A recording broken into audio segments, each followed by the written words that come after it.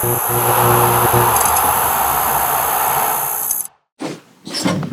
assessment. They kicked their behinds. Starting with me, we all got our behinds kicked. There's nothing tricky or hidden behind what I'm saying. What's up, Logan? How you doing? They switched everything and turned us over. We had 14 turnovers, and they capitalized off almost every turnover, so they beat us in a turnover game. They had 5 turnovers, and we scored 6 points off their 5 turnovers, so right there, they outscored us by 15 points in the turnover game. And then in the second chance game, and we did get 10 offensive rebounds. They only got 11, but every single one of them, every single rebound that they got, they seemed to hit a 3 or get a big bucket. And so they outscored us by 12 there. And that's the ball game, you know. And you got 2 guys like Tatum and Brown that are low. And we didn't have an answer for them. So you got to give the Celtics credit. Nothing else I can say besides what the facts are. Coaches don't like to use tired legs much, and we talked about pregame the 5 and 7 nights. How much is tonight kind of a factor of that? I mean, you know, everybody has to play these types of games, and so you got to go lace them up. You got to play them, and whatever happens, happens. And I mean, were the guys tired? Probably, but at the end of the day, you know, you still got to say what happened out on the floor, and those are things that happen on the floor.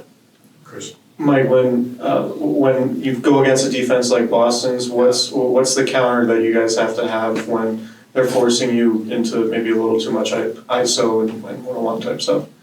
You got to play with a pace in the half court. Like you got to sprint out in the screen sometimes and slip to the rim to cause a chain reaction.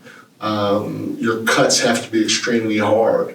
The ball has to be moved crisp, and if you catch the ball and somebody's closing out to you, you can't hesitate. Like we had so many times where the ball got swung after they're switching, and even if they messed it up a little bit, when you hold it, all you're doing is letting them get back in front, you know.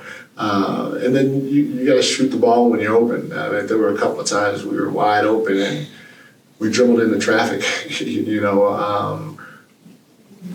One of the things a guy's going to have to understand is come playoff time, the best shot's an open shot, because those are going to be hard to come by. And if we keep passing up open shots and driving into traffic and trying to make a play or force the action, we're going to be in trouble. But you know, they're switching really bothered us. We couldn't score inside, we couldn't score outside really, and you're going to have to play with some pace and slip to the rim to put some pressure on the rim to cause the defense to collapse a little bit, whether it's by drive or, like I said, just a cut.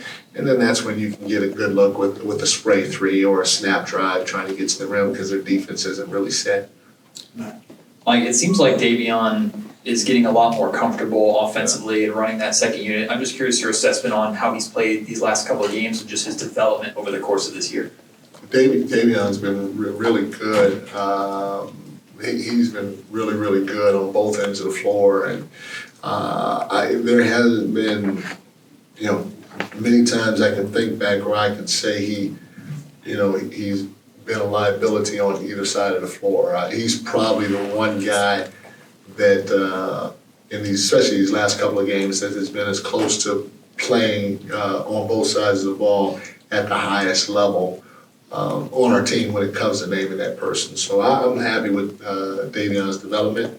You know, again, the sky's the limit for him as a young guy. He's just so tough, and he's always taking on the challenge, and you like that from anybody on your team. Yeah, Mike, a couple of games here without Kevin. What do you expect from him? Should we expect him later in the week, or is it still going to be a little while before we see him on the court? No, you know, again, we'll have tomorrow off, which is great for him, and then we'll have a practice day, and so we'll be able to take a look at him tomorrow, and then again, I think it's Wednesday at practice, and we'll see. But this time off has been great, especially when you're talking about the muscle injury that he had. And so to be able to rest it was a good thing. Brandon, really quickly, anything to add back there? Yeah, Coach, what stood out to you with Boston only having 5 turnovers, and how much do you think that impacted your offense on the other end? Well, it impacted us a lot in terms of the outcome of the game because we had 14.